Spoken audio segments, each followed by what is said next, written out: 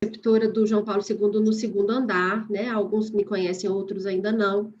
E me chamaram para falar para vocês hoje de vacinas, tá? Eu tinha feito uma aula sobre vacinas, comparando o Programa Nacional de Imunizações e as vacinas fornecidas nas clínicas privadas. Então, eu vou trazer para vocês a aula de vacinas tendo esse foco, para a gente diferenciar o calendário da Sociedade Brasileira de Pediatria e da Sociedade Brasileira de Imunizações, que é a SBIM, diferenciá-lo, então, do calendário do Programa Nacional de Imunizações, que é o PNI. E aí, ao falar de cada vacina, eu vou trazer uma outra coisa que eu acho também mais importante, que está sendo mais falado sobre cada uma delas, tá? Então, vamos lá. Vocês estão dividindo a tela aqui comigo, não estão? Acho que está certo, não está? Tá sim, Lilian. Tá bom. Deixa eu só minimizar aqui para eu poder ver vocês aqui. Bom, então vamos lá, gente.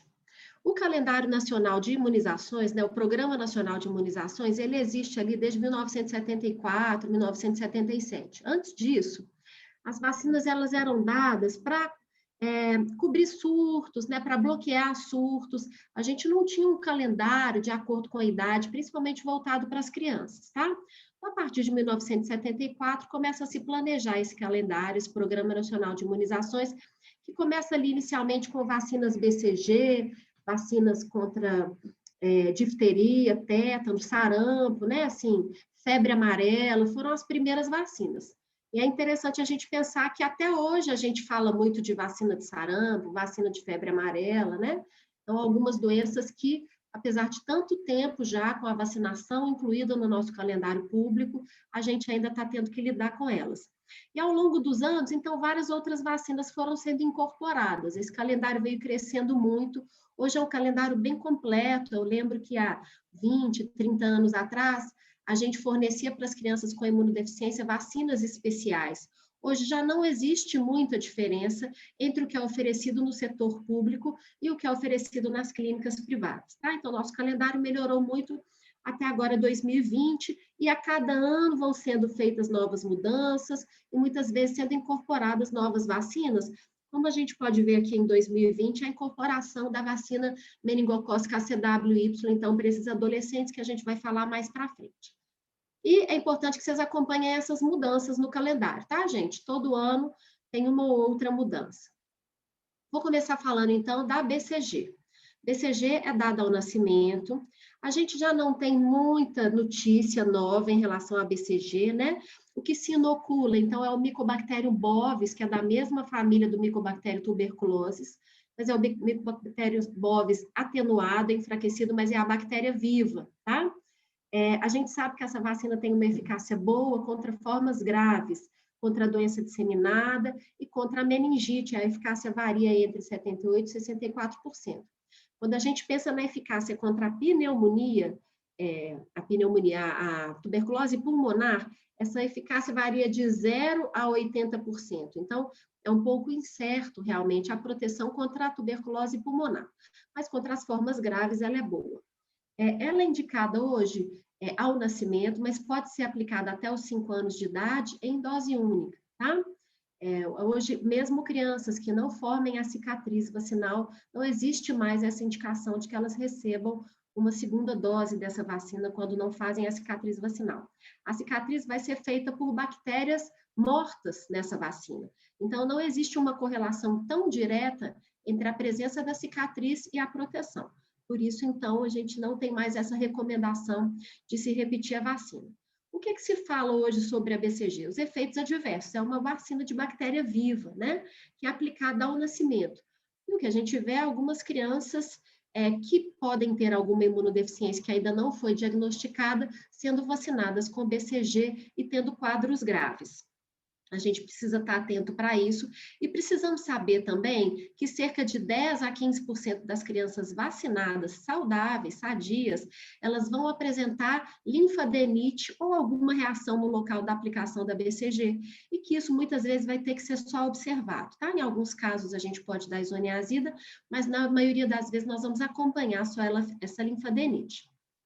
Aqui mostrando para vocês, então, o trabalho que a gente está fazendo lá no hospital, em que a gente fez um levantamento dos casos de meningite por tuberculose, no período de 2009 a 2020, tivemos 15 pacientes internados com meningite por TB, para vocês verem que é cerca de no máximo 2 pacientes por ano internados no nosso hospital, que é um hospital de referência. Então, para vocês verem como que a vacina realmente, ela reduziu muito, né, os casos de meningite por tuberculose. Depois a gente tem mais dados desses estudos, a gente pode conversar sobre isso num segundo momento, mas é um levantamento bem legal feito lá no nosso serviço. Aqui, para mostrar para vocês algumas das reações adversas, então, locais em crianças rígidas, tá? Crianças saudáveis, que reagem a essa linfadenite. Eu recentemente recebi no ambulatório uma criança com um linfonodo cervical, baixo, mas cervical, né? Assim como a gente tem aqui numa foto, que foi diagnosticado esse linfonodo aumentado com cerca de 1 mês de vida. Essa criança veio do interior, a pediatra achou que aquilo poderia ser um linfoma, fez vários exames nessa criança e encaminhou para a gente. E aí, a criança muito bem, né, clinicamente muito bem, não era uma idade para a gente pensar em linfoma, e aí nós conversamos com a mãe, falamos, olha, muito provável que isso seja simplesmente uma reação vacinal, tá? Mesmo que o linfonodo cervical, mas do mesmo lado da vacina. E estamos acompanhando, esse linfonodo está evoluindo e realmente tudo indica que é só uma reação vacinal. Então, saibam que isso é muito frequente, tá, gente? Mesmo em crianças rígidas. E quando, então, aqui já são, na verdade, nem são todos em crianças com doenças de base. Essa figura, a de cima e a mais embaixo, são em crianças com imunodeficiência, tá? E essa mais no meio é uma criança sadia também. Não tinha imunodeficiência, mas que teve essa manifestação. A gente precisa saber, então, quando identificar ou quando levantar o alerta diante de uma reação vacinal, uma linfadenite ou uma reação local, quando a gente deve levantar o alerta para uma imunodeficiência, porque muitas vezes a gente vai identificar uma imunodeficiência como o SCID, que é a imunodeficiência combinada grave, nesse momento, porque essa criança nasce com a imunodeficiência e o primeiro contato que ela tem com a bactéria, com alguma bactéria, vai ser através da BCG. E aí ela não consegue conter essa bactéria que foi inoculada, vai ter uma doença muitas vezes disseminada e gravíssima, tá? Então, devemos ficar atentos diante de reações um pouco atípicas, né? Como essas 3 aqui que eu mostrei para vocês, seja locais, seja linfonodos próximos à aplicação, diante de crianças que não estejam ganhando bem peso, que estejam mal na curva de crescimento, não estejam se alimentando bem, que tenham picos febris, que tenham visceromegalias. Então, a reação vacinal associada a essas outras características devem nos levantar o alerta para uma possível imunodeficiência nessa criança e ela deve ser investigada. Bom, vamos passar então agora para a penta, né? A difteria, tétano, pertussis, hemófilos e hepatite B, que é oferecida nos postos de saúde. Ela vai ser dada com 2, 4 e 6 meses, um reforço da DTP com 15 meses e um reforço da DTP com 4 anos. Eu não preciso fazer hemófilos nesses 2 reforços e não preciso fazer mais a vacina de hepatite B.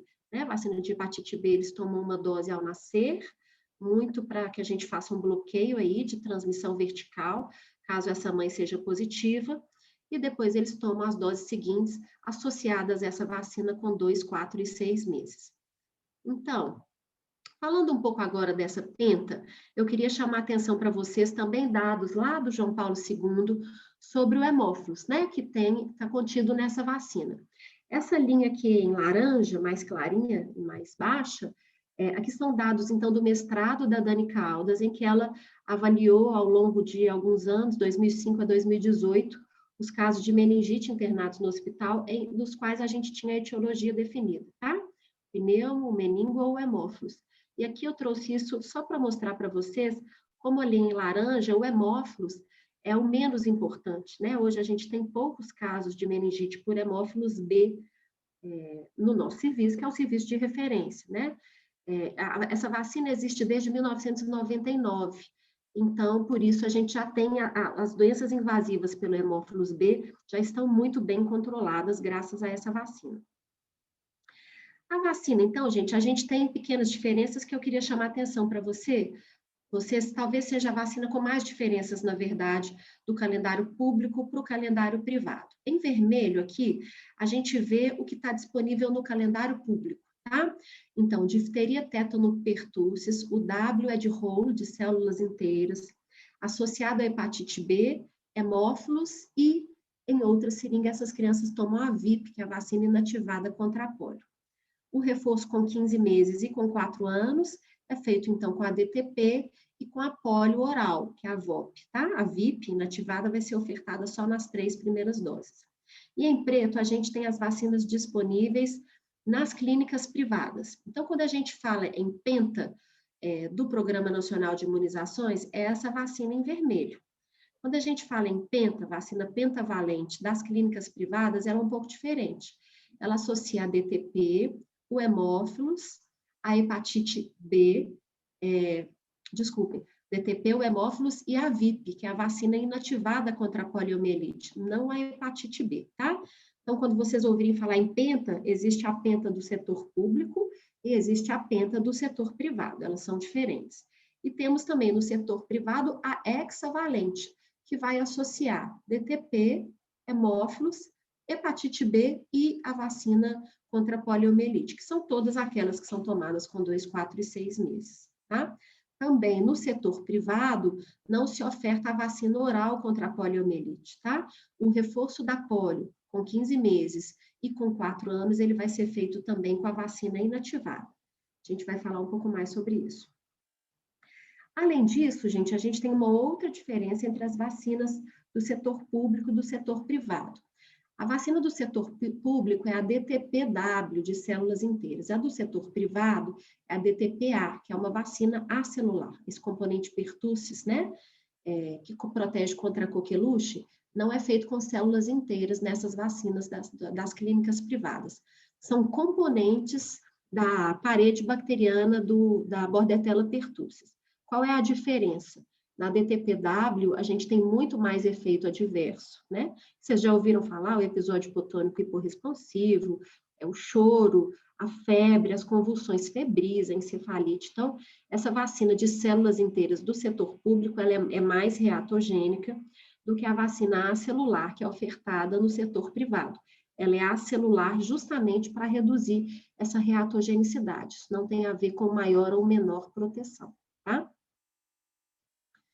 Passando, então, só para a gente, na verdade, continuar falando da DT, tá? E a DTP do adulto também. Então, depois ali daquela vacina dos 4 anos, é indicado que no setor público que se faça um reforço com a DT, difteria e tétano, a cada 10 anos. No setor público também é ofertado a DT associada ao pertussis, a DTP-A, para gestantes, apenas para gestantes e em alguns lugares para profissionais de saúde que lidam com bebês também, essa vacina é oferecida. Então, gente, a DT, ela não vai nos trazer a proteção mais contra pertussis, esse Dzinho é porque a gente reduz a quantidade de toxoide diftérico nessa vacina, então, a partir de 7 anos, eu não posso dar mais a vacina com o D grande, eu preciso colocar a vacina, aplicar a vacina com o D menor, porque ela tem menos quantidade de toxoide diftérico, também para ser menos reatogênica a partir dessa idade, tá? Então, no setor público, reforço com a DT, difteria e tétano a cada 10 anos, e a DTPA é fornecida apenas para gestantes. Por quê? Porque a gente oferece para elas, então, uma proteção contra a pertussis, porque a gente sabe que a coqueluche vai atingir principalmente os lactentes nos primeiros meses de vida e que o principal transmissor é a mãe, tá? Por isso, a mãe, no Programa Nacional de Imunizações, ela recebe essa proteção a cada gestação, e se não for vacinada na gestação, ela pode receber depois da gestação, no puerpério, tá? O pezinho pequeno também é porque a gente tem que ter também uma menor quantidade do componente pertussis nessa vacina a partir dos 7 anos, tá? A gente não dá mais aquela vacina DTP com o P grande a partir de 7 anos, só se pode aplicar a DTP pequena com a DTPA, também para reduzir essa reatogenicidade da vacina P grande células inteiras, o PW, né? Aí ela está contraindicada a partir de 7 anos. Então, adultos que queiram vacinar precisam receber essa aqui, Dzinho, T maior, PA, tem que ser acelular, tá? Então, a Sociedade Brasileira de Imunizações, ela faz uma pequena diferenciação, e a SBIM também, né? Elas indicam, então, que nesse reforço a cada 10 anos, a gente pode aplicar a DTPA, ao invés de só a DT. Por quê? Porque a proteção da pertussis que a gente recebeu lá na infância, ela vai desaparecendo com o tempo, ela cai aí ao longo de 7, 10 anos, ela desaparece. Então, a gente pode fazer um reforço aí depois dos 4 anos com a DTPA, né? Todas as pessoas deveriam fazer. E aí a gente não sabe se mantemos esse reforço a cada 10 anos, mas pelo menos um reforço após a dose dos 4 anos é indicado que seja feito com a DTPA, tá? Sociedade Brasileira de Imunizações indica para todo mundo. Além disso, a Sociedade Brasileira de Imunizações indica, sim, que quando vai nascer uma criança, que todos os adultos e todas as crianças que morem naquela casa, que eles recebam um reforço com a DTPA. Para quê? Para que aquela criança não se infecte com a pertussis de forma nenhuma. Claro que a principal transmissora é a mãe, mas se a gente puder fazer esse bloqueio com todos os adultos, inclusive babás, que vão cuidar dessa criança melhor. Passando, então, agora para a vacina contra a poliomielite, que também é aplicada com 2, 4, 6 meses, um reforço com 15 meses e outro com 4 anos. A gente tem aqui, como eu já falei, a VIP, que é a inativada nas 3 primeiras doses, e a vacina oral nos 2 reforços. Isso no PNI, tá? Pela Sociedade Brasileira de Imunizações, a gente deve receber apenas a vacina inativada contra a polio. Por quê, gente? Então é o seguinte, a vacina inativada não contém o vírus vivo, tá? Ela é inativada. Nós temos os sorotipos 1, 2 e 3, que são os sorotipos causadores da poliomielite. A vacina oral, ela contém o vírus vivo atenuado. Então, é vírus vivo, pode causar doença, tá? Nessa vacina, a vacina antiga, nós tínhamos os poliovírus também tipo 1, 2 e 3. Agora, nós só temos o poliovírus 1 e 3. Por quê? Nos últimos anos, a gente observou uma eliminação do poliovírus 2 como causador da poliomielite. Com essa eliminação, a gente passou a ter apenas a doença causada pela poliomielite associada ao vírus vacinal. Porque esse vírus que é dado na vacina oral, tanto 1 quanto 2 quanto 3, por serem vírus vivos, eles podem ser eliminados nas fezes, recircularem aí no ambiente, né? E adquirirem alguma resistência, alguma mutação e se tornarem patogênicos. Então, a gente tem descrição da vacina causada pelos vírus da vacina oral. Então, quando passou-se a não ter mais no mundo a doença causada pelo vírus tipo 2 selvagem, a gente passava a identificar, então, apenas a doença causada pelo vírus tipo 2 vacinal. A partir daí, então, se combinou em 2016 de eliminar do mundo o vírus vivo tipo 2 da vacina, para que a gente não tivesse mais a doença pelo tipo 2. Por isso, hoje, a nossa vacina oral só tem os sorotipos 1 e 3. E aí, gente, o que é que se observou? Em 2019, também se observou a erradicação da doença no mundo pelo tipo 3, tá? Na verdade, no mundo o vírus circula pouco, a gente ainda tem, em 2019, olha lá, casos no Paquistão e no Afeganistão, tá? Mais 176 casos no mundo. É pouco, mas é um problema, porque se um desses indivíduos entra numa região onde não existe uma boa cobertura contra a poliomielite, esse vírus eliminado nas fezes infecta um e vai infectar outro, vai infectar outro, a gente reintroduz a doença. Então, por isso, a preocupação tão grande com a cobertura vacinal, tá? Que se mantenha boas coberturas vacinais aqui no Brasil e no mundo, para que esse vírus lá do Paquistão e do Afeganistão não seja reintroduzido em nenhum país com cobertura baixa. Então, hoje, o que a gente tem? O tipo 1 causando doença nesses países, tá? Pode ser que no futuro a gente acabe tirando o tipo 3 da vacina oral. Também, mas isso ainda não foi realizado. E aqui para mostrar para vocês que nós temos também doença no mundo, até um número bem significativo, causada pelo vírus vacinal. Tá? O principal deles é o tipo 2, que a gente parou, então, de incluir na vacina agora, para que a gente possa controlar essa doença causada pelo vírus vacinal. A vacina oral só é encontrada nos postos de saúde. Por que ela ainda é aplicada, já que ela pode causar doença? Porque ela produz uma imunidade de mucosa, porque ela é aplicada por via oral, né? E ela produz uma imunidade de rebanho, quer dizer, ela sendo eliminada nas fezes, ela pode infectar uma criança que não recebeu a vacina e induzir proteção também nessa criança. Mas daí também vem o risco dela recircular e adquirir resistência e poder trazer doença, né, associada à vacina. Mas a oral tem essas vantagens, por isso ela ainda não foi retirada de circulação. A vacina inativada, então, é uma vacina mais segura, né, que não vai trazer doenças associadas à vacina, assim como a vacina oral pode trazer, tem a desvantagem de não induzir essa imunidade de mucosa, tá? E nem a imunidade de rebanho.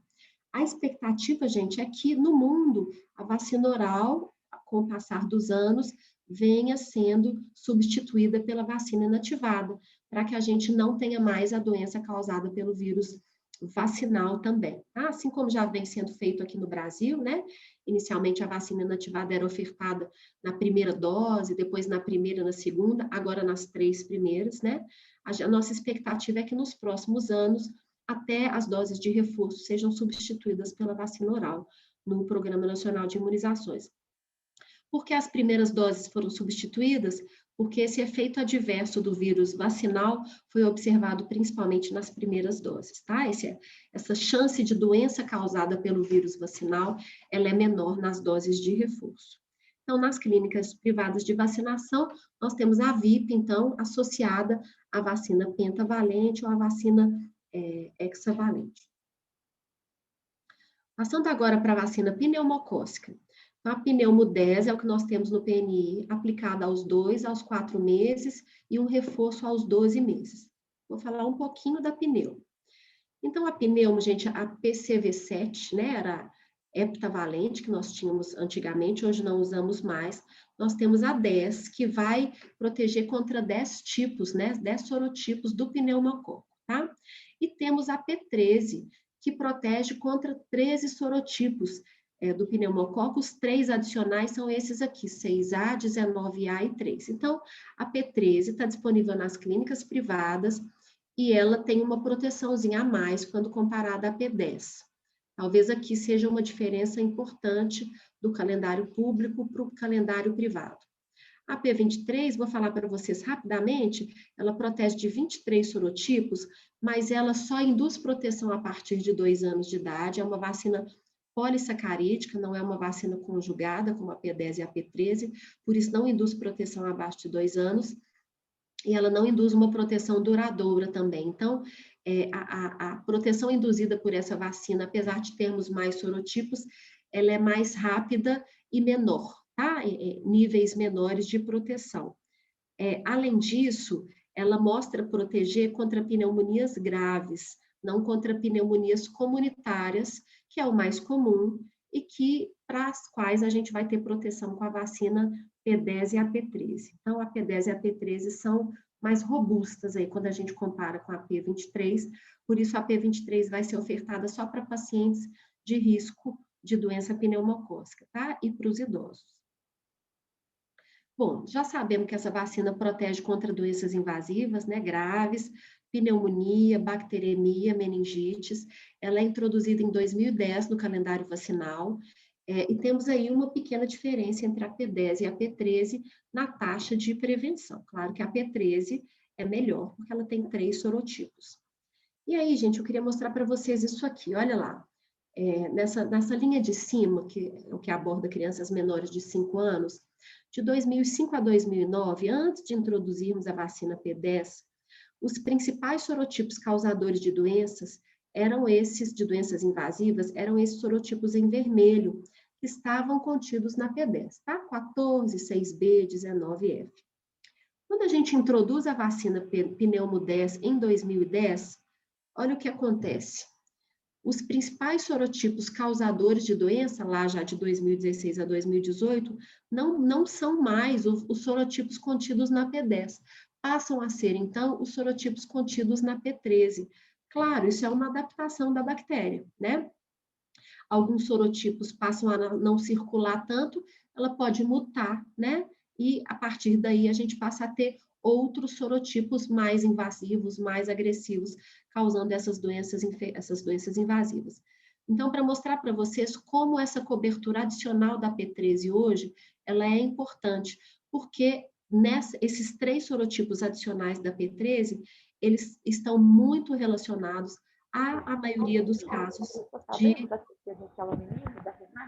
de doença pneumocócica. Lembro. Não, o que aconteceu?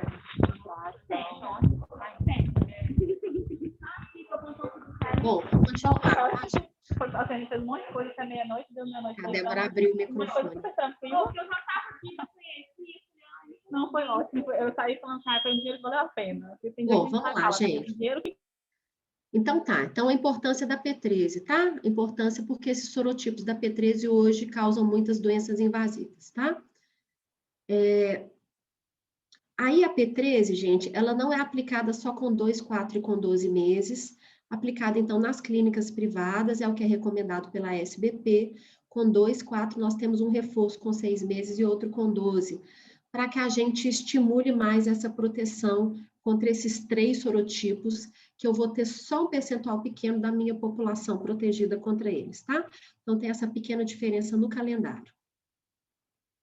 Passando agora para a rotavírus, que vai ser aplicada então com 2 e 4 meses, a gente tem uma idade máxima de aplicação da vacina rotovírus, tanto da primeira dose quanto da segunda dose, né?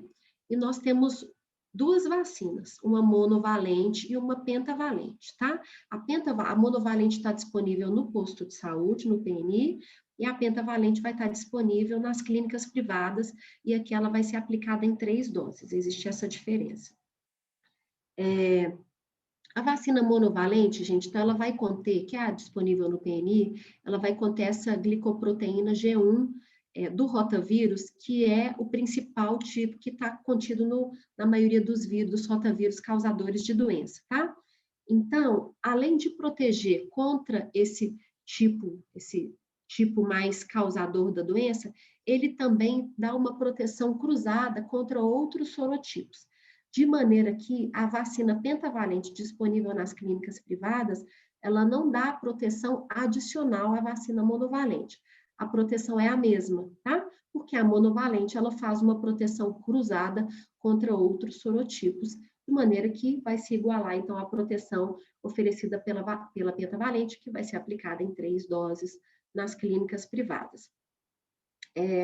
Só para a gente terminar, a data máxima, né, talvez seja a única vacina que a gente tem, que eu tenho um limite máximo de idade de aplicação da dose, é a rotavírus. Isso ocorre pelo risco de invaginação, que ainda é pequeno, mas que ainda existe associado a essa vacina, e esse risco é maior em idades mais avançadas, por isso existe uma idade máxima de aplicação.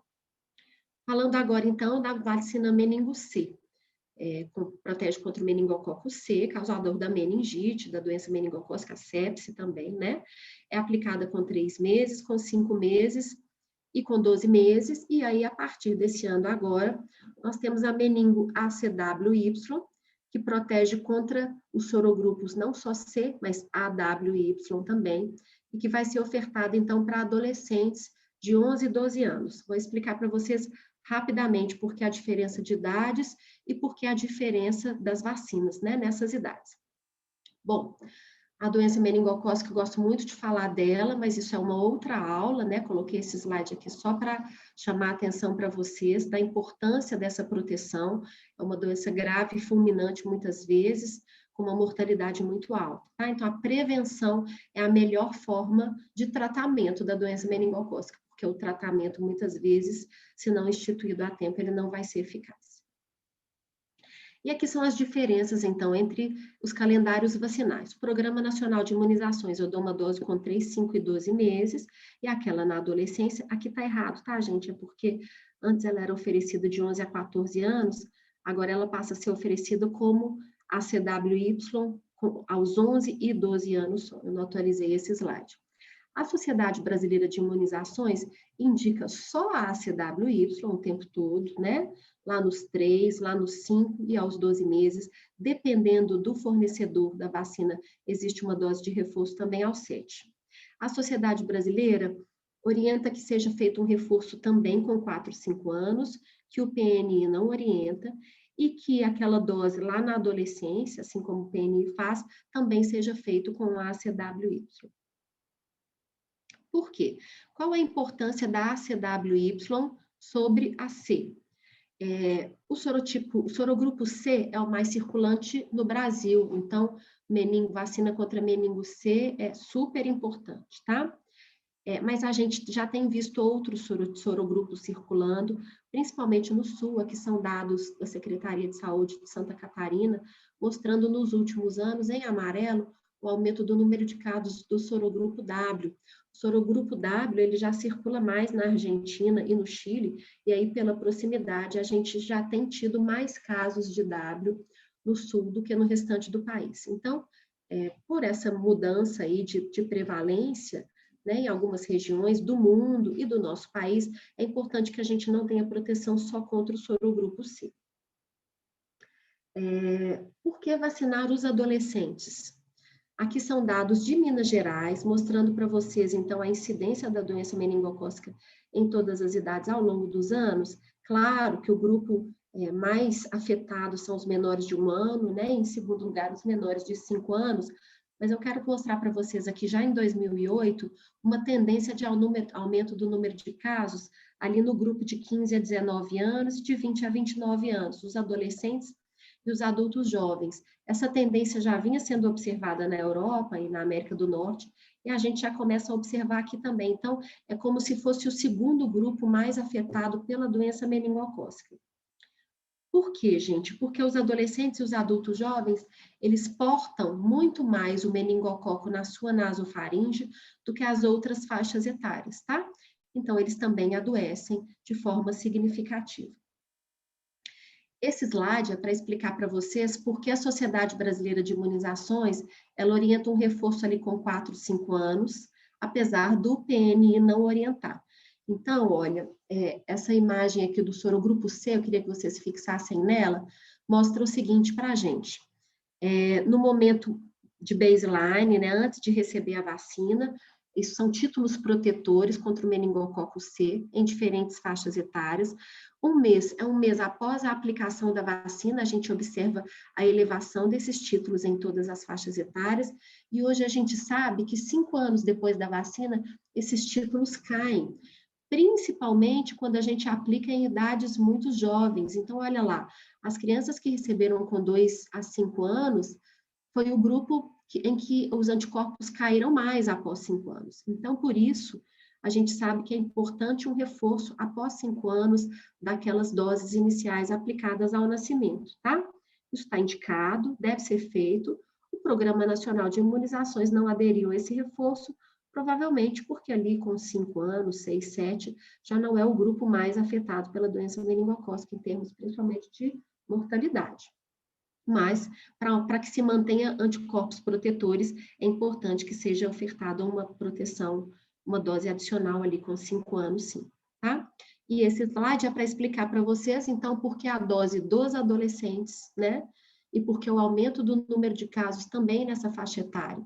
Porque o meningococo está na nasofaringe desses adolescentes, e eles são os principais transmissores do meningococo para as outras faixas etárias, diferente do que a gente observa com o pneumo e o hemófilos, que os principais transmissores são as crianças, né, os novinhos, principalmente o hemófilos. Então, o meningo, gente, quando se vacina os adolescentes, a gente faz com que eles passem a não portar esse meningococo na nasofaringe e passem a não adoecer e também a não transmitir. Então, esse foco agora do Programa Nacional de Imunizações protegendo os adolescentes, apesar de que a adesão é baixíssima, porque não se divulga muito essa vacina, e adolescente não vai mais no pediatra para que seja orientado, né? E aí é papel de vocês aí como profissionais de saúde, de nós, né? De divulgarmos que essa vacina é ótima, está disponível nos postos de saúde e que esses adolescentes devem ser imunizados. A imunização deles protege eles e todos os outros que poderiam receber esse meningococo através da tosse, da fala, do espirro, através da transmissão de gotículas, tá? Então, importantíssima a conscientização do nosso público da importância dessa vacinação. E aqui para mostrar para vocês que nós já temos a vacina contra o meningo C desde 2010, também no PNI, o que a gente vem observando? Que nos menores de 5 anos já não há predomínio mais do meningococo C. Essas crianças estão protegidas. Então, a gente tem visto agora meningite, meningococcemia, muito mais pelo meningococo B em menores de 5 anos, tá? Ao contrário das outras idades que não são vacinadas contra o meningococo C. De 5 a 10 anos é uma idade transitória, a gente já tem visto aí mais ou menos meio a meio, casos de B e C, e acima de 10 anos o que predomina é o C, considerando ali o sul do país com o aumento do número de casos de W. Aqui é considerando o país como um todo, tá?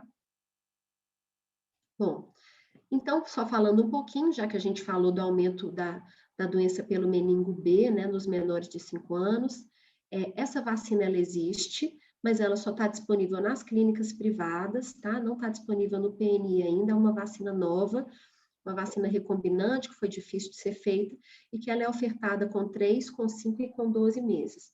Após 2 anos de idade, até 2 anos ela deve ser feita em 3 doses, após 2 anos de idade em 2 doses. Então, o PNI não oferta, a Sociedade Brasileira de Pediatria sugere, então, que crianças e adolescentes recebam essa vacina, e ela está indicada para adultos até 50 anos só, mas para adultos dependendo do risco epidemiológico, tá? Porque é uma vacina que não foi ainda incorporada ao PNI, é uma vacina nova, é uma vacina que não protege contra esse estado de portador na nasofaringe, tá? Assim como a vacina contra o meningo C e a CWY protegem, e é uma vacina, ela não foi incorporada ao PNI por causa disso, mas é uma vacina muito reatogênica, tá? Local, ela dá muita febre, muita dor local, inclusive se orienta até uma dose de paracetamol antes da dose da vacina. E uma outra desvantagem dela é que é uma vacina para a qual a gente ainda não sabe a duração da proteção. Essa vacina foi incorporada no Reino Unido, no Programa Nacional de Imunizações de lá, e em algumas regiões da Itália e em algum outro lugar do mundo menor, assim, mas não sei se Tailândia, bom, em pequenos locais do mundo, apenas ela foi incorporada no Programa Nacional de Imunizações. Nesses locais, se observou realmente uma queda muito grande nos casos de doença meningocócica pelo sorogrupo B, tá? E o que a gente tem até hoje são estudos que mostram que essa proteção tem durado aí 3 anos. Por ser uma vacina muito recente, a gente ainda não tem tempo de estudo, de observação suficiente para falar se essa proteção vai durar mais tempo do que isso, ou se vai se precisar de um reforço, assim como a gente sabe que a vacina contra o meningo C. Então, por ser uma vacina nova e ainda a gente não ter muita informação sobre duração, sobre capacidade de eliminação do estado de portador, é uma vacina que a gente ainda não incorporou no nosso programa nacional, e assim como vários países do mundo ainda não incorporaram. Ela tem sido usada muito para contenção de surtos, tá? Pelo meningo B, com uma boa eficácia. Febre amarela. Então, febre amarela hoje, uma dose aos 9 meses, outra dose aos 4 anos. A segunda dose deve ser ofertada para crianças que receberam a primeira dose, né?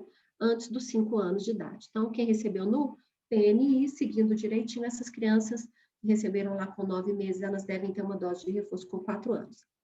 Essa foi a recomendação desse ano também. Então, 2 mudanças na vacina de febre amarela esse ano. A gente tinha ainda esse ASRV, eram áreas sem recomendação da vacina, né? Então, pequena parte do território brasileiro ainda não tinha recomendação da vacina de febre amarela, mas esse ano passa-se a incorporar a vacina em todo o território brasileiro e passa-se a adotar uma dose de reforço aos 4 anos de idade. Por quê, gente? E esse aqui é um trabalho nosso, junto com o pessoal lá da Secretaria de Saúde, em que nós avaliamos os pacientes que se infectaram com febre amarela no período de 2017, 2018 até meados de 2018, né, naquele surto que a gente observou aqui em Minas Gerais. E fomos, então, avaliar pacientes imunizados que tinham adoecido. Naquele período, então, nós tivemos em Minas Gerais 527 pacientes com febre amarela, só 26 deles, 5% eram menores de 20 anos, idade menor ou igual a 20 anos, a grande maioria eram adultos, né, até pela exposição ao vírus, né, a região onde a gente tem o vetor e tal. Então, minoria de crianças e adolescentes infectados. Mas foi interessante que a gente observou que, dentre essas 26 crianças infectadas, nós tivemos 9, que foi 34% delas, eram vacinadas. Diferente do grupo de adultos infectados, em que apenas 3% desses indivíduos eram vacinados.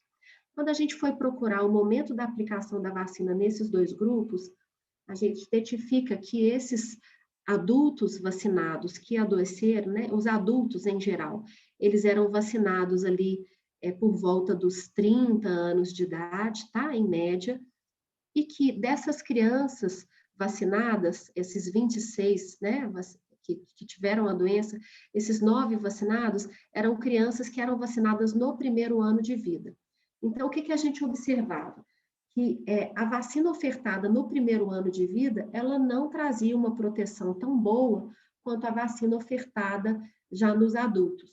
Isso a gente já sabia do ponto de vista imunológico, já tinham estudos que mostravam que a vacina aplicada após 2, 5 anos de idade era uma vacina que trazia uma proteção mais robusta do que a vacina aplicada principalmente nos 2 primeiros anos de vida, tá? Então, que a vacina lá nos 2 primeiros anos de vida, a proteção dela não era tão boa. A gente já tinha dados imunológicos que mostravam isso, e esse nosso trabalho vem reforçar que realmente as crianças vacinadas no primeiro ano de vida, elas inclusive elas adoecem muito mais. Essa vacina não trouxe uma proteção tão boa para esses indivíduos, porque a gente teve 34% dessas crianças adoecendo com febre amarela nesse momento de surto, diferente dos adultos que vacinados numa idade mais avançada tinham uma proteção mais robusta. Por isso, então, se introduz uma segunda dose para essas crianças que tomam a vacina muito precocemente, tá? Então, o que está indicado? Para crianças de 9 meses a 4 até 5 anos incompletos, uma dose aos 9 meses e uma dose de reforço aos 4 anos, tá? Todos aqueles que tomaram a vacina a partir de 5 anos de idade, que receberam a vacina antes de completar 5 anos de idade, eles devem receber uma dose de reforço. Então, a criança que hoje recebeu uma vacina lá com 3 anos, tá? Mas hoje ela tem 10, ela deve receber uma dose de reforço. Então, todos que tomaram a primeira dose antes dos 5 anos, nós estamos assumindo que essa dose não induziu uma proteção importante, então eles devem receber um reforço. Mas aqueles que tomaram a primeira dose após os 5 anos de idade não precisam receber reforço, porque eles provavelmente tiveram uma proteção, títulos de anticorpo altos, tá? Induzidos pela vacina. A Sociedade Brasileira de Imunizações coloca o seguinte, olha, eles consideram que mesmo indivíduos que tenham recebido a primeira dose após os 5 anos de idade, se eles viverem em áreas de risco, né, muito risco de transmissão da febre amarela, que eles devam também receber uma dose de reforço. Isso não é um consenso, é uma sugestão aí do pessoal da Sociedade Brasileira de Imunizações, tá? Passando então para a tríplice, para a tetraviral. A tríplice viral sarampo, cachumba e rubéola vai ser aplicada aos 12 meses, né? Aos 15 meses, essa vacina é aplicada associada à varicela como tetraviral. E aí, em 2018, o PNI passa a ofertar a segunda dose da varicela aos 4 anos. Então, a gente ficou um período aí, 2013, a gente entra com a tetraviral e eu acho que mais recentemente a segunda dose da vacina de de varicela passa a ser ofertada. E a gente sabe daquelas orientações, né? Adultos até 29 anos, devem ter no seu cartão de vacinas 2 doses, adultos de 30 a 59 anos, 1 dose, e acima dessa idade não precisa ter comprovação vacinal, porque admite-se que muito provavelmente as pessoas com 60 anos ou mais tiveram contato com esses vírus na sua infância, principalmente o vírus do sarampo e da varicela, e que estão imunizados automaticamente, tá? Então, aqui falei para vocês, PNI, primeira dose de tríplice viral com 12, tetraviral com 15 e varicela depois aos 4 anos. A Sociedade Brasileira de Imunizações recomenda de uma forma um pouco diferente, tá? Eles recomendam que a gente tenha imunização contra as 4 doenças já aos 12 e aos 15 meses. Aos 12 meses, a gente sabe que a vacina tetraviral está mais associada à convulsão febril, por isso ela não deve ser aplicada. Então, a Sociedade Brasileira de Imunizações sugere que se faça a tríplice viral mais a varicela separada aos 12 meses e a tetraviral aos 15 meses. Não faz muita diferença, gente. É importante que essas crianças estejam imunizadas contra as 4 doenças antes de entrarem na escola, tá? Que seria ali por volta dos 4, 5 anos. Então, não tem problema se você imunizou contra as 4 doenças até os 15 meses, ou se você vai completar essa imunização lá com 4 anos, no geral. Aqui também um trabalho nosso, lá no CGP, em que nós avaliamos crianças, nós tínhamos muita varicela internada, com infecção secundária, que era a principal complicação, tínhamos quase o segundo andar inteiro ali no período de agosto a outubro, com internações por varicela com infecção secundária, e aí a gente faz esse estudo aqui de 2011 a 2014, em 2013, final de 2013, é que a vacina de varicela passa a ser ofertada no Programa Nacional de Imunizações. Então, olha para vocês verem, nesse período em que não tínhamos a vacina, nós tínhamos cerca de 223 internações por ano com varicela, tá? Aqui foi um trabalho que nós fizemos com essas crianças, mostrando que nessas internações, nós tivemos 669 internações nesse período, um percentual muito pequeno das crianças apenas era vacinado, né? Porque foi um período que pegou, um período sem aplicação da vacina no Programa Nacional de Imunizações. Então, para mostrar para vocês o impacto da vacinação contra varicela na redução das nossas hospitalizações. Vocês estão testemunhando isso, né? Hoje, chega uma criança internada com varicela, a gente chama todo mundo para ver, né? Já é uma novidade, tá? Nós tínhamos ali muitos e muitos casos de crianças hospitalizadas com varicela. Então, hoje a gente já não vê mais, graças à vacina. A primeira dose já reduziu muito a hospitalização. Aqui também nós fizemos depois, então, um segmento do número de hospitalizações, desses casos hospitalizados, alguns anos depois da introdução da vacina, em 2013. E olha que interessante, nós seguimos aqui nesse trabalho, se não me engano, 3 anos e 3 anos depois, ou 2 anos depois, e a gente observou redução das taxas de hospitalização em todas as faixas etárias no período pós-vacinal.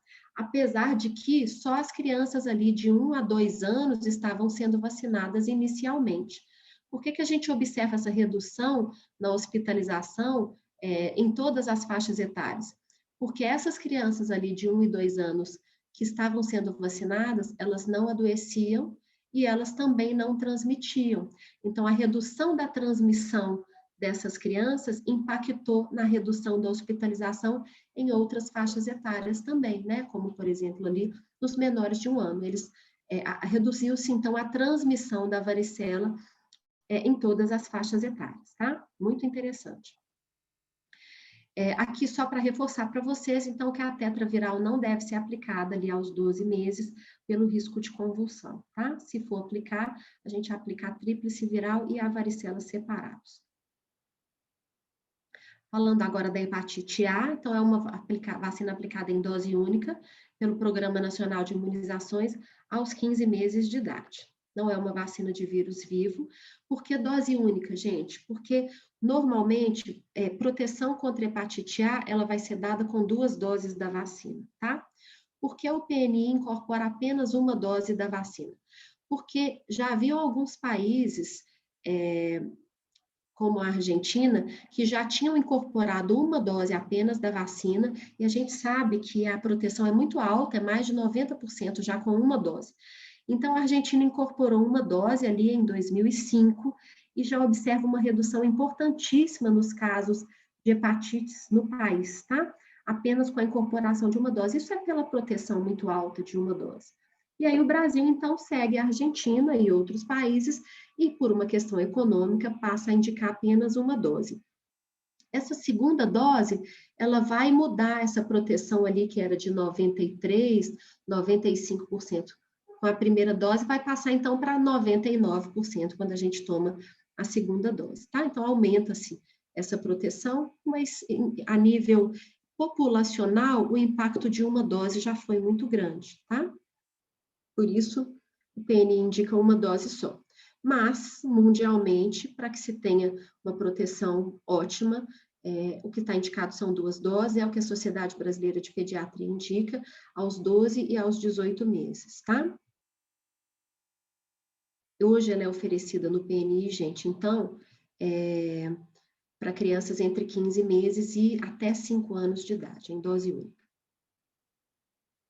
Aqui só para falar para vocês, existe uma vacina combinada da hepatite A e hepatite B também, disponível nas clínicas privadas de saúde, não no PNI. E agora, acho que para quase terminar, nós vamos falar então da HPV, que vai ser dada então em 2 doses para os adolescentes. Bom, não é uma vacina de vírus vivo, né? Tem uma soroconversão muito boa, porque dá essa vacina contra uma doença sexualmente transmissível. Gente, desculpa, eu vou só tirar aqui do gancho. Então, contra uma doença sexualmente transmissível, por que nós vamos dar aí para crianças entrando na adolescência? Por 2 motivos. A proteção é maior quando a vacina é aplicada ali com 12, 13, 14 anos, do que se ela for aplicada com 20, 25 anos, tá? E porque ela precisa ser dada antes do início da vida sexual. E a gente sabe que alguns adolescentes já iniciam a vida sexual ali com 12, 13, 14 anos, tá? Porque a transmissão do HPV, ela já ocorre muitas vezes no primeiro contato sexual desses adolescentes, tá? Então, se a gente fornece a vacina antes do início da vida sexual, a gente consegue induzir proteção. Se a gente passa a fornecer essa vacina após a atividade sexual desse adolescente, pode ser que ele já tenha se infectado e a vacina já não funcione muito bem mais. Então, por isso, o foco é essa idade. Existe uma resistência grande, né, dos pais. Eu mesmo tenho filhos aqui, ali com 10 e 12 anos, que ainda não receberam a vacina HPV. Existe uma resistência, assim, psicológica da gente falar, pô, vou vacinar meu filho de uma doença sexualmente transmissível. Mas a indicação é essa, tá? É essa a idade, porque é aqui que a resposta vai ser boa. Eu irei vacinar meus filhos em breve. O que nós temos disponível? Uma vacina, então, quadrivalente nos postos de saúde, muito boa, tá? Que pode ser aplicada para homens e mulheres. Nas clínicas privadas, além da quadrivalente, existe também a vacina bivalente, que pode ser disponível, que está disponível apenas para mulheres, tá? Não tem vantagem nenhuma, mas ela é uma opção quando na falta da quadrivalente. O PNI disponibiliza, então, essa vacina para meninas de 9 a 14 anos. Aquelas de 15 anos que já tenham tomado uma dose, elas podem tomar a segunda. E meninos de 11 a 14 anos. O PNI disponibiliza também para indivíduos de 9 até 26 anos que convivam com HIV/AIDS, pacientes oncológicos em quimioterapias. Então, nessas situações específicas, o Programa Nacional de Imunizações prolonga, então, essa proteção até 26 anos de idade, tá? Meninos e meninas. A Sociedade Brasileira de Imunizações, ela orienta a vacinação de meninas e meninos a partir dos 9 anos de idade, mas ela oferta, então, essa vacina não só para meninas até 14 e para meninos de 11 a 14, mas ela prolonga um pouco essa oferta da vacina para outras idades. A proteção não vai ser tão boa quanto naquele jovenzinho, aquele adolescente, né? Mas ainda pode ser útil, sim, tá? Caso esses adultos não tenham se infectado ainda com esses tipos de HPV que podem estar relacionados ao câncer de colo de útero, né, ou de pênis, que são principalmente os tipos 16 e 18, tá? Bom, então é isso, ela está disponível para outras faixas etárias, mas fora do Programa Nacional de Imunizações. Influenza, falta só influenza e dengue, tá, gente? Para a gente acabar. Influenza, então, ofertada nas campanhas, né? Ali nos meses de março, abril e maio, a partir dos 6 meses de idade, no Programa Nacional de Imunizações. Só para mostrar para vocês aqui, então, dados de 2020, né? Mostrando para a gente a concomitância, então, da circulação da COVID, né, do SARS-CoV-2 e do vírus influenza, né, em períodos um pouco diferentes. Nas primeiras semanas do ano, vimos uma prevalência de influenza no Brasil, e logo depois uma prevalência maior do COVID, mas a influenza está circulando, é importante que a gente se proteja, não podemos esquecer. Quais são as vacinas disponíveis? Nós temos a vacina trivalente, disponível no Programa Nacional de Imunizações, e a quadrivalente nas clínicas privadas. A trivalente, ela nos traz proteção contra 2 tipos de influenza A, que são os mais circulantes nessa época do ano, e um tipo de influenza B. A quadrivalente nos traz proteção contra 2 tipos de influenza A e os 2 tipos de influenza B mais circulantes, tá?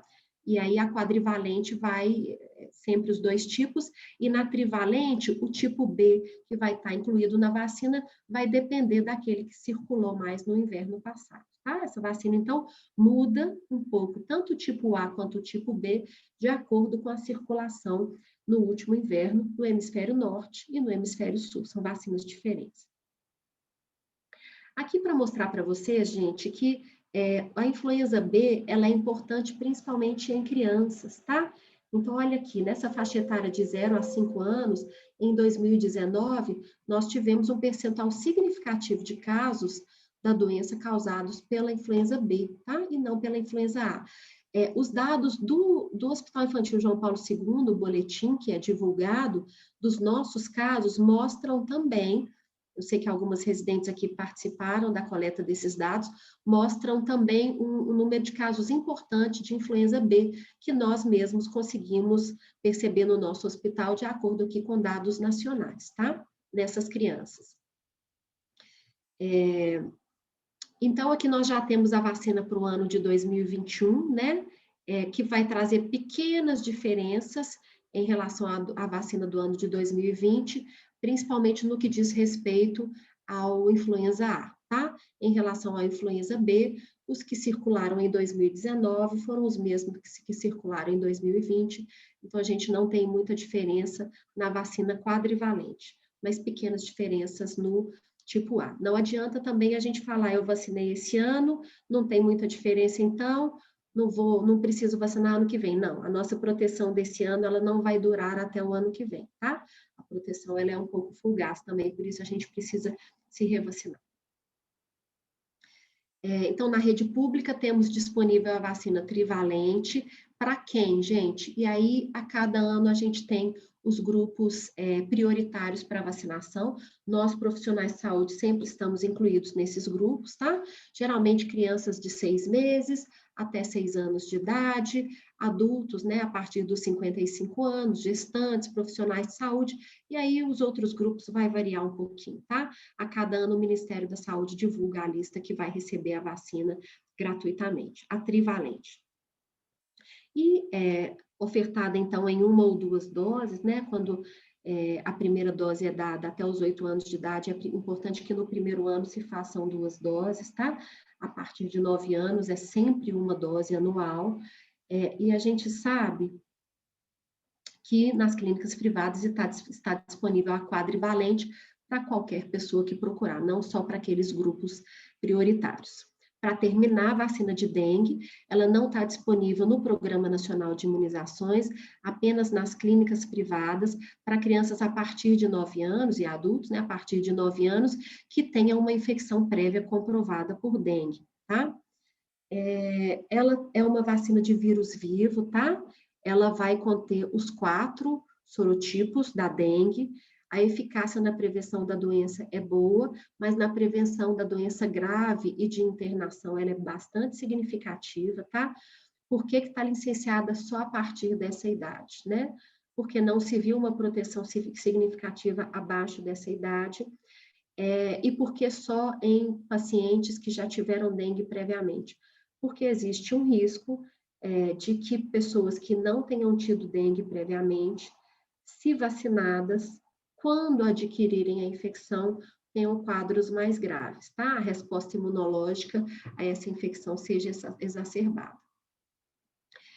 Como é um vírus, uma vacina de vírus vivo, está contraindicado para imunodeprimidos, né? E para gestantes também. E é uma vacina que, quando aplicada, deve ser dada com 3 doses, com intervalo de 6 meses. Era isso, gente. Eu vou sair aqui do compartilhamento, então, para que a gente possa conversar, tá? Estou à disposição. Ô, Lília, eu acho que no bate-papo já tem uma pergunta. Por que a vacina P23 não induz imunidade nos menores que 2 anos? O Paulo perguntou. Tá.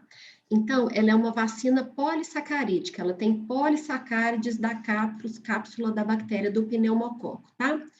E esse tipo de vacina, ele não induz proteção abaixo de 2 anos. Para que ele induza proteção, a gente precisa conjugar esse polissacáride da cápsula a uma proteína, que a gente chama carreadores proteicos. É essa conjugação que vai fazer com que as crianças menores de 2 anos reconheçam esse anticorpo do pneumococo e façam a sua proteção. Então, a vacina P10 e P13, quando a gente fala que elas são conjugadas, é isso, elas conjugam esse polissacáride da cápsula do pneumococo com outras proteínas, que vocês vão ver muitas vezes, toxoide diftérico e tal. E essa conjugação faz com que o organismo das crianças menores de 2 anos, elas possam reconhecer esses antígenos e induzir a sua proteção. A P23, ela não é possível se fazer essa conjugação. Por isso, não é possível, então, que essas crianças reconheçam e induzam sua proteção. Mas, a partir de 2 anos, as crianças já conseguem reconhecer e fazer proteção, tá? Ótimo, Lília.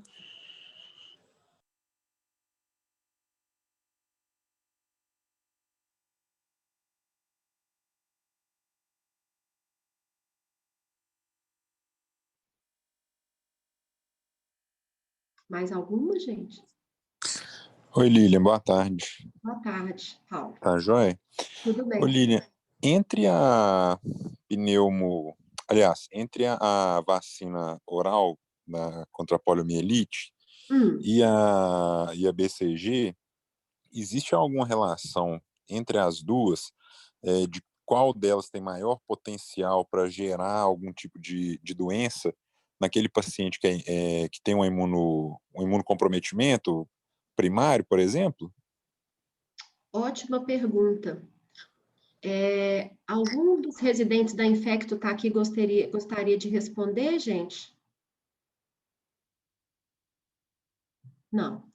Então, Paulo, é o seguinte, o que a gente tem hoje de doença por vírus ou bactéria, né, vivo, em pacientes imunodeficientes? A gente tem muito dado sobre a BCG. Por quê? Porque ela é a primeira. Então, é o primeiro contato, é a primeira vacina viva que vai ser dada para essas crianças com imunodeficiência. Então, tem muitos relatos de caso, principalmente nos pacientes com SCID, que é essa imunodeficiência combinada grave, né? Alguns de vocês já tiveram experiência com esses pacientes no hospital. Procurando na literatura, com pacientes com imunodeficiência primária, perguntei dos nossos residentes, que nós estamos escrevendo isso, e o Uri está participando disso também, né, desse artigo. Procurando na literatura a relação de outras vacinas vivas com pacientes com imunodeficiência primária, a gente não acha. A gente acha com pacientes com HIV, tá? Recentemente, houve uma criança que faleceu no CTI, ela tinha uma imunodeficiência primária e ela desenvolve um quadro grave após a vacina de febre amarela. Acho que alguns de vocês também viram e souberam desse caso. E por isso nós estamos fazendo, então, essa revisão de informações para escrever esse caso. Então, realmente, a gente não tem muita informação ainda sobre a vacina de pólio, então não temos nada, tá? De poliomielite. Tivemos agora uma criança no hospital, gemelares, né? Alguns de vocês também sabem dessa história, com 4 meses de vida, que tomaram a vacina viva do rotavírus. Uma dessas crianças, 7 dias depois, ela falece, e a outra interna com um quadro de sepse. Nós estamos pensando que talvez esses gêmeos tenham alguma imunodeficiência e que não tenham respondido bem à vacina contra a rotavírus viva, tá? Porque, afinal de contas, um deles faleceu, as outras vacinas que eles tomaram não são vacinas vivas para a gente pensar nesse efeito adverso. Então, essa criança que internou no hospital já recebeu alta, está sendo avaliada pela imunologia para a gente ver se tem alguma doença de base. Então, realmente, em relação da polio com a imunodeficiência primária, nós não temos descrição ainda não, tá? Beleza, obrigado. Nada.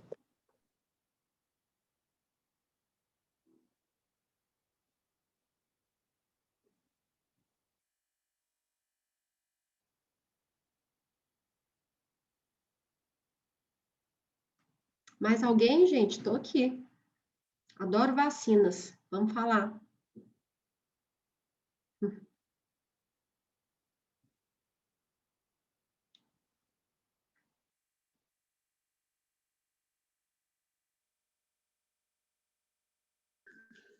Lilian, tudo bem? Tudo bem? Parabéns pela aula, muito boa, muito construtiva. Será que tem como você comentar sobre essas vacinas que estão sendo lançadas pelo Covid, a tecnologia que está sendo usada, o que a gente pode esperar em relação à vacinação de crianças, quando que vai ser feito, se vai ser feito, em faixa etária? Ótimo, Ciro, até tinha que falar isso para vocês mesmo. Então, gente, nós temos várias vacinas, né, já em fase 3, algumas sendo liberadas, uma na China, outra na Rússia, Reino Unido e tal. Elas vão chegar aqui para a gente. E o que a gente sabe dessas vacinas, principalmente dessas mais promissoras, né? Que essa vacina sendo liberada lá no Reino Unido, nos Estados Unidos e tal. São 2 vacinas. Eles testaram, então, uma população grande de indivíduos, crianças não foram testadas, então essas vacinas não vão chegar para as crianças agora, e não é o público-alvo, né? Foram testados, se não me engano, a partir de 18 anos, inclusive idosos. E aí, eles testaram essas vacinas e eles observaram, essas 2 principais, elas testaram a resposta vacinal com 7 e com 14 dias depois. Como é que eles avaliaram a resposta? Um grupo vacinado, um grupo não vacinado, e eles viram o número de pacientes que adoeceram nesses 2 grupos 7 e 14 dias depois da aplicação de 2 doses dessas vacinas. E aí eles identificaram, então, que o grupo vacinado, que tinha 30 mil, muitas pessoas, né, e o grupo não vacinado também, que houve uma diferença de adoecimento entre o grupo que foi vacinado e o não, sendo o grupo vacinado com muito menos casos do que o grupo não vacinado, tá? É a partir daí que essas vacinas, então, estão sendo distribuídas. A gente sabe que existe uma proteção de quem toma vacina quando a gente compara com quem não toma. Essa proteção é duradoura? A gente não sabe ainda. Vocês estão vendo que essa avaliação foi feita 14 dias após a vacina, né? Acredita-se que sim, que ela dure aí pelo menos alguns meses, mas a gente não tem tempo ainda de observação suficiente para falar, não, essa vacina nós vamos tomar e não tem reforço, ou vamos tomar reforço só depois de 1 ano. Não, nós vamos tomar, esses grupos vacinados continuam sendo acompanhados e os títulos de anticorpo neles continua sendo medido, né? O adoecimento nesses 2 grupos continua sendo medido. Então, informação de duração de proteção a gente não tem. Essa eficácia, né, na redução de adoecimento, ela é boa, principalmente nessas 2 vacinas, que são da Pfizer e da Moderna. E quem já teve Covid deve ser vacinado? Não sabemos se vai haver, provavelmente não vai haver reação nenhuma, né? Isso não costuma ocorrer, mas não sabemos se aquela pessoa que já teve pode não tomar a vacina, então eu acredito que, quando disponível, ela vai ser disponibilizada para todos os grupos prioritários, mesmo para aquelas pessoas que já tiveram a doença. Acho que essas são as informações principais, né? Vai chegar em São Paulo, parece que em janeiro, uma vacina boa. Aqui o Ministério da Saúde também está disponibilizando, também são vacinas boas, todas elas, não importa qual vai ser, é aqui o Ministério comprar que nós vamos tomar. Mas com essas informações, não é uma vacina perfeita, tá, gente? É uma vacina que vai nos ajudar a enfrentar esse momento. Mas que a gente não sabe muito sobre duração, efeitos adversos graves, esses grupos não tiveram, mas aí vocês vão me perguntar, mas não pode surgir um efeito adverso ali 6 meses depois? Pode, isso a gente não sabe ainda. A chance é pequena, mas essa proteção de médio e longo prazo e efeitos adversos de médio e longo prazo são interrogações ainda, nós não tivemos tempo para testar isso. E aí eu queria aproveitar e falar para vocês que uma demanda da Fernanda Tormin, que trabalha lá no 2º andar, de que a gente discutisse vacinas de Covid. Diante dessa demanda, eu resolvi convidar o Argos, que é um infectologista que trabalha no CRI, que é o Centro de Referência de Imunobiológicos de Belo Horizonte, que vem dando muitas aulas sobre vacina. Resolvi chamá-lo para dar uma aula de vacina de Covid para a gente, tá? E ele se disponibilizou a dar essa aula na terça-feira que vem, às 18h30.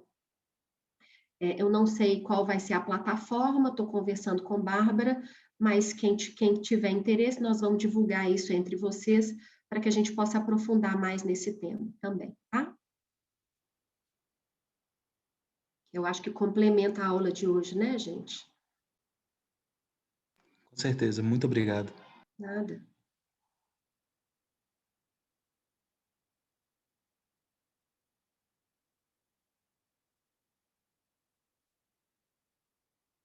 Gente, então, acho que se a gente não tiver mais perguntas, talvez a gente possa encerrar.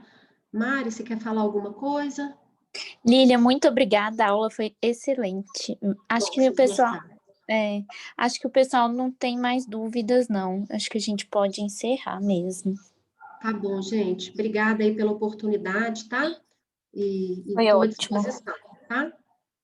Obrigada, Lília. Abraço a todos, gente. Abraços.